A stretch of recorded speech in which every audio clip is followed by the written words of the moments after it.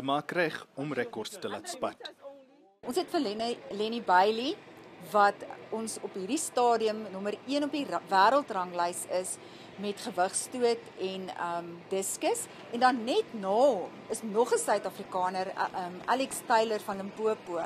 En so een van hulle twee gaan dit vir ons doen. Dan het ons by die afdeling atlete met Down-sindroom mosaïek, het ons vir Charlie Mailula, wat in die 800 meter en die 1500 meter op hierdie stadium eerst op die wêreldranglys is.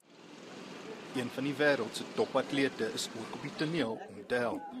Wade van Niekerk het kom seker maak die Suid-Afrikaanse span is slaggereed.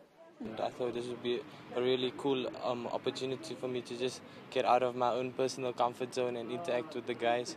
And it was really just something special to see how passionate and how confident they are. I've seen some good speed. They pushed me a bit in the 100 meters, but it's really been a real blessed and fun event. En na 'n paar wedlope teen 'n wêreldkampioen is selfvertroue nie iets waaraan 800 meter atleet Charlie Mailula 'n tekort het nie. En de volgende jaar gaan wen. Nummer 1, nummer 1, non 2. Nummer 1. Met die gold, met die credit gold medal. Plus een cap.